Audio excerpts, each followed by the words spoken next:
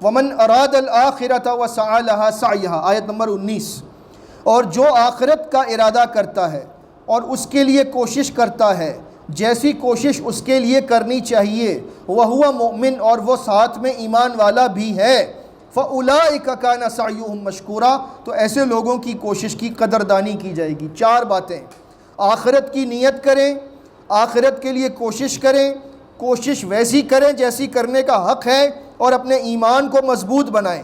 جنہوں نے یہ 4 کام کیے، اللہ نے فرمایا ان کی کوشش کی قدردانی کی جائے گی، ان کے اعمال کو قبول کیا جائے گا۔ اللہ ہمیں ان خوش نصیب لوگوں میں سے کر دے۔ آیات نمبر 23 سے 39 تک اللہ تعالیٰ نے زندگی کے کچھ اصول سکھائے ہیں، اور ہجرت اور اسلامی ریاست کے قیام کی تیاری کی تلقین اور تربیت کے لیے 14 سنہرے اصول دیے ہیں۔ ان کو یاد رکھیں اور ان پر عمل کرنے کی کوشش کریں۔ آیت نمبر 23 سے شروع ہوتی ہے بات، اور یہ سورہ بنی اسرائیل کا مرکزی مضمون ہے۔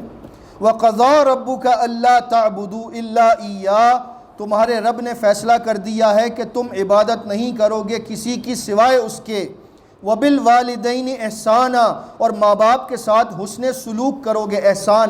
احسان کا مطلب ہے کسی کو اس کے حق سے بھی زیادہ دینا، یعنی والدین ضروری نہیں کہ آپ سے مانگیں گے تو آپ ان کو دیں گے، والدین کا تو خصوصی خیال رکھنا ہے کہ ان کے مانگنے سے پہلے ان کا کام کیا جائے، ان کے اشارے سے پہلے ان کی بات کو پورا کیا جائے، اور ان کی چاہت کو ذہن میں رکھتے ہوئے اس کام کو کیا جائے جس سے وہ راضی ہوں، کبھی ناراض نہ ہوں۔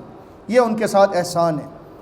اس کے بعد بوڑھے والدین کا ذکر خصوصی طور سے الگ کیا گیا۔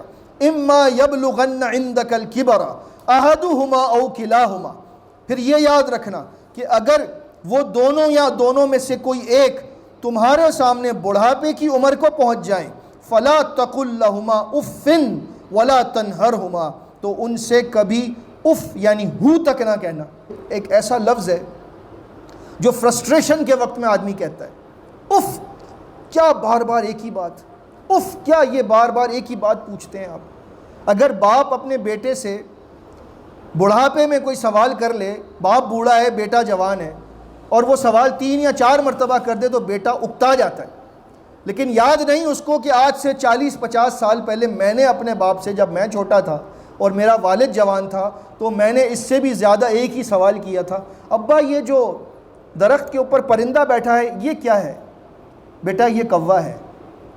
پھر 1 منٹ گزرا، بابا یہ کیا ہے؟ بیٹا یہ کوا ہے۔ 8 10 مرتبہ ایک سوال کیا، ہر مرتبہ باپ نے محبت سے کہا بیٹا یہ کوا ہے۔ اور اگر باپ بوڑھا ہو اور بیٹا جوان اور باپ تیسری دفعہ بھی پوچھ لے بیٹا یہ کیا ہے، تو باپ کو جواب کیا ملتا ہے؟ بتایا تو ہے آپ کو، کیا بار بار ایک ہی بات پوچھتے ہیں؟ اور جو بہت زیادہ سعادت مند ہوں تو وہ اچھے الفاظ میں کہہ دیتے ہیں کہ کوئی اور بات کریں، بار بار ایک ہی بات پوچھتے ہیں آپ۔ تو اف کہنا جو ہے وہ فرسٹریشن کا ایک ابتدائی مرحلہ ہوتا ہے کہ یہ کیا بار بار ایک ہی بات کر رہے ہیں۔ تو اللہ نے فرمایا بڑھاپے میں جب ماں باپ پہنچے تو اف بھی نہ کہنا، ولا تنہرہما، اور ان کو جھڑکی تو کبھی نہ دینا، وقل لہما قولا کریما، اور ان دونوں کے لیے بات کرنا ہمیشہ نرم لہجے کے ساتھ۔ ماں باپ کے سامنے اپنی زبان کو بہت سنبھال کر استعمال کرنا چاہیے۔ یہ ہمارا بہت بڑا مسئلہ ہے ہمارے معاشرے کا کہ لوگ اپنے والدین کی قدر نہیں جانتے، اور لوگ اپنے والدین کو بڑھاپے میں بوجھ سمجھتے ہیں، جبکہ اس عمر میں تو والدین، کہنے والے نے خوبصورت بات کہی کہ تم لوگوں سے دعائیں کرواتے ہو باہر جا جا کر کہ میرے لیے دعا کریں، تمہارے اپنے گھر میں دعاؤں کا کارخانہ موجود ہے، صبح سے رات تک تمہارے لیے وہ دعائیں کرتے ہیں، رات کو بھی جاگ جاگ کر اٹھ کر تمہارے لیے دعائیں کرتے ہیں، ان کی خدمت کر کے ان سے دعائیں لو، باہر جا کر کہتے ہو میرے لیے دعائیں کریں، ماں باپ کی خدمت نہیں کرتے کہ ان کے دل سے دعا نکلے۔ یہ کیوں کہا اللہ رب العزت نے؟ اس لیے کہ اللہ جانتا ہے کہ ہمارا جو فیملی سٹرکچر ہے نا اہل اسلام کا، وہ بہت مضبوط ہے، لیکن بنی اسرائیل کا فیملی سٹرکچر ٹوٹ چکا تھا، اور یورپ میں تو آج آپ دیکھ لیں کیا صورتحال ہے کہ والدین ریٹائرمنٹ کی ایج کو پہنچے نہیں، ان کو گھر سے جمع کروا دیا اولڈ ہاؤس میں، وہ روتے پیٹتے رہتے ہیں کہ بچوں نے ہمیں یہاں پر لا کر چھوڑ دیا۔ وجہ کیا ہے؟ یہ جو خاندانی نظام اسلام نے دیا ہے یہ یورپ نہیں چاہتا کہ یہ سسٹین کرے، اسی لیے ہمیں مختلف طریقوں سے ہمارے نظام کو خراب کرنے کے لیے مختلف باتیں کی جاتی ہیں. Mother's day, father's day celebrate کروایا جاتا ہے. کیوں؟ کہ ان کے ہاں سال میں ایک ہی دن ہوتا ہے جب وہ ماں باپ سے ملنے جاتے ہیں، اور ہمارا ہر دن مدرز ڈے ہے، ہر دن فادرز ڈے ہے. الحمدللہ ہم اپنے ماں باپ کے ساتھ رہتے ہیں، ان کا خیال رکھنے کی کوشش کرتے ہیں، ہمارے بچے ہمارا خیال رکھنے کی کوشش کرتے ہیں. ہمارا تو ہر دن مدرز ڈے، فادرز ڈے. وہ چاہتے ہیں کہ ان چیزوں کو یہاں لا کر ہمیں بھی اس سے دور کر دیا جائے کہ 364 دن اپنی زندگی میں مست رہو اور ایک دن 365 میں سے جا کر ماں باپ کو پھول اور تحفے دے آؤ اور کہو بھائی ہم تو ماں باپ کا بڑا خیال کرتے ہیں. یہ اسلام نے نہیں سکھایا. لہٰذا اس چیز سے ہم بالا تر ہیں اور بالا تر ہی رہیں گے انشاءاللہ. اپنی اسلامی اقدار کو کبھی بھی نہ فراموش کیجیے گا. پھر اللہ نے فرمایا وَاخْفِضْ لَهُمَا جَنَاحَ الذُّلِّ مِنَ الرَّحْمَةِ، اپنے بازو ان کے سامنے عاجزی کے ساتھ جھکائے رکھنا. یہ جب استعمال ہوتا تھا عرب میں، اگر کسی جیسے پرندہ ہے، اس کے بچے ہیں چھوٹے چھوٹے، وہ کہیں پر جا رہے ہیں اور کہیں سے چیل آ گئی اور خطرہ یہ ہے کہ وہ چیل اس کے بچوں کو اٹھا کر لے جائے گی، تو وہ اپنے پروں کو پھیلا دیتا تھا پرندہ، اور وہ چھوٹے بچے اس کے پروں کے نیچے آ کر اپنے آپ کو محفوظ کرتے تھے تاکہ چیل کے حملوں سے بچا جا سکے. بالکل یہی جملہ یہاں استعمال ہوا ہے کہ تمہارے والدین جب بڑھاپے میں پہنچے تو اپنے بازو ان کے لیے رحمت سے پھیلا دو تاکہ تمہاری شفقت بھرے بازوؤں کے اندر وہ اپنے آپ کو امن میں اور سکون میں محسوس کر سکیں. ہمارے بچے اور ہم اپنے والدین سے معانقہ کیے ہوئے، گلے لگے ہوئے ایک عرصہ گزر گیا ہوتا ہے. عید کے عید ملتے ہیں، ویسے کون اپنے بچوں کو گلے لگاتا ہے؟ کون اپنے ماں باپ کو اپنے سینے سے لگاتا ہے؟ کون ان کی خدمت کرتا ہے؟ ہمارا معاشرہ بہت بہتر بن سکتا ہے اگر ہم قرآن مجید کے ان احکامات پر عمل کریں. گھروں میں سکون آ سکتا ہے، ماں باپ کی قدر اور ان کی منزلت کا علم ہوتا ہے. لہٰذا اپنے بازو رحمت کے ساتھ پھیلا دو. وَقُلْ رَبِّ ارْحَمْهُمَا كَمَا رَبَّيَانِي صَغِيرًا، اور ان سے محبت کا ایک یہ انداز سکھایا گیا کہ تم اللہ سے یہ دعا کیا کرو، اے میرے رب ان دونوں پر رحم فرما جس طرح ان دونوں نے بچپن میں میری پرورش کی تھی جب میں چھوٹا تھا. کس طرح محبت سے پرورش کی، کس قدر اللہ تعالیٰ نے ان کے دل میں تمہارے لیے نرمی ڈالی تھی کہ تم بستر کو گیلا کر دیتے تو وہ گیلے بستر پر ہی کچھ دیر سو جاتے، لیکن تمہیں خشک جگہ پر لٹا دیتے کہ میرے بچے کو سردی نہ لگ جائے. خود بیمار ہوتے لیکن تمہیں کوئی ضرورت پڑ جاتی تو اپنی بیماری کو بھول کر تمہاری اس حاجت کو پورا کرتے. بھوکے سو جاتے لیکن تمہیں کبھی بھوکا نہ سلاتے. ماں باپ کے دل میں اللہ نے اولاد کے لیے جو محبت اور نرمی کے جذبات رکھے ہیں، ان جذبات کو ایک اس جملے میں اللہ نے سمیٹ دیا کہ اے میرے رب ان دونوں پر ایسے رحم فرما جیسے ان دونوں نے بچپن میں میری تربیت کی تھی، مجھ پر رحم کیا تھا. یعنی اللہ نے اپنی رحمت کو ماں باپ کی رحمت کے ساتھ ایکویٹ کیا ہے. بہت بڑا مبالغہ ہے ماں باپ کی محبت اور ان کی شفقت کے حوالے سے سمجھنے والوں کے لیے. پھر اللہ نے ایک چھوٹ دی ہے اس میں، کیونکہ اللہ جانتا ہے کہ اپنے ماں باپ کا حق ادا کرنا ناممکن ہے کسی انسان کے لیے. تو اللہ نے فرمایا ربکم اعلم بما فی نفوسکم، تمہارا رب جانتا ہے تمہارے دلوں میں کیا ہے.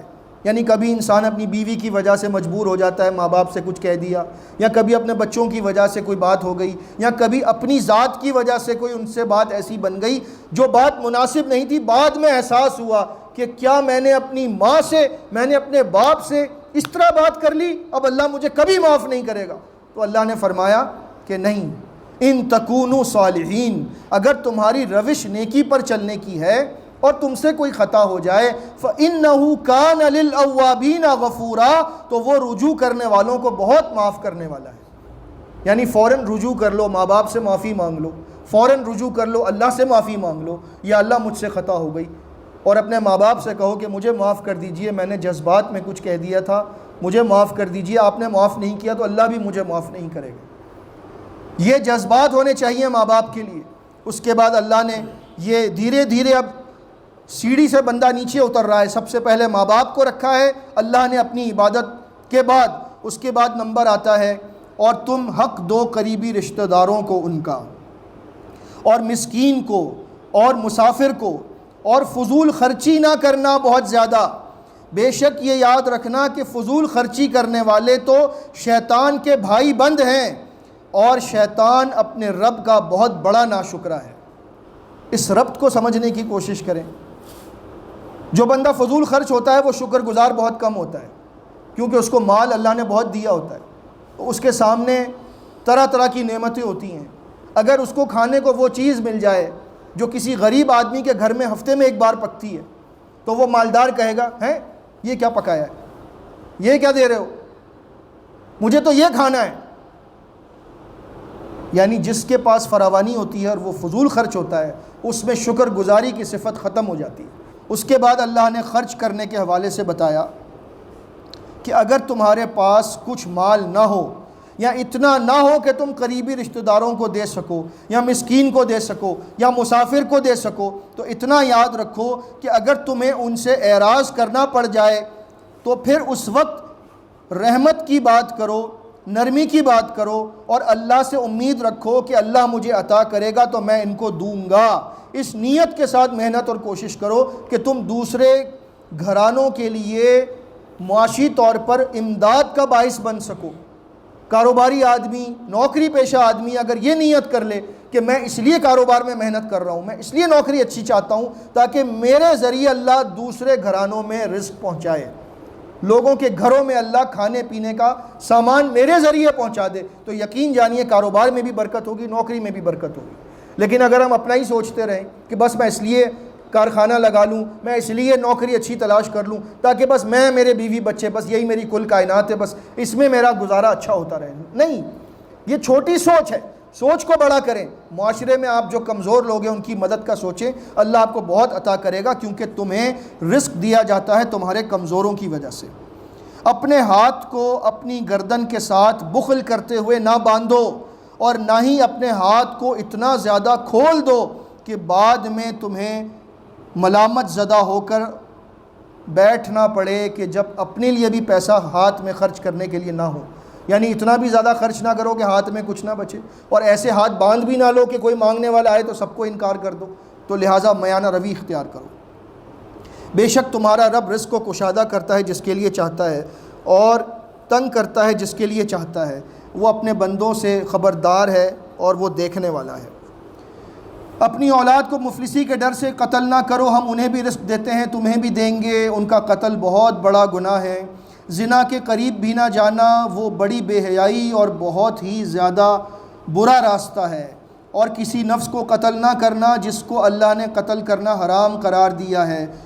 اس کے بعد فرمایا یتیم کے مال کے قریب بھی نہ جانا مگر دستور کے مطابق جب وہ اپنی بلوغت کو پہنچ جائے تو اس کے حوالے کر دینا۔ وعدے اور عہد کو پورا کرنا، یقیناً عہد اور وعدے کے بارے میں قیامت کے دن سوال ہونے والا ہے۔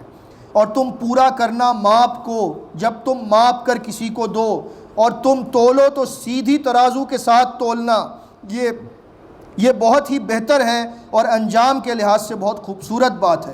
اور نہ پڑنا پیچھے اس چیز کے جس کا تمہیں کچھ بھی علم نہیں، یہ یاد رکھنا کہ سماعت، بصارت اور دل کے معاملے میں ضرور سوال ہونے والا ہے۔ یعنی کہ ہم جاسوسی نہ کریں، کسی کی غیبت نہ کریں، کسی کی ٹو میں نہ لگیں، اور اس چیز کے پیچھے نہ لگیں جو ہم جانتے نہیں ہیں، کسی کے معاملات کے اندر ٹو میں لگیں، اس کی برائیاں نکالنے کی کوشش کر رہے ہیں، یا کسی نے ایک تھوڑا سا ہمیں جملہ بتایا تو ہم اس کی تحقیق میں لگ گئے۔ چھوڑ دو ان باتوں کو، اپنی فکر کرو۔ اور زمین پر اکڑ کر نہ چلنا، یاد رکھنا کہ تم زمین کو پھاڑ نہیں سکتے اور نہ تم پہاڑوں کی بلندی کو چھو سکتے ہو۔ یعنی اکڑ کس بات کی ہے؟ بعض لوگ بڑا گھور کر دیکھتے ہیں، بڑا اکڑ کر چلتے ہیں، تمہارے اندر کیا ہے؟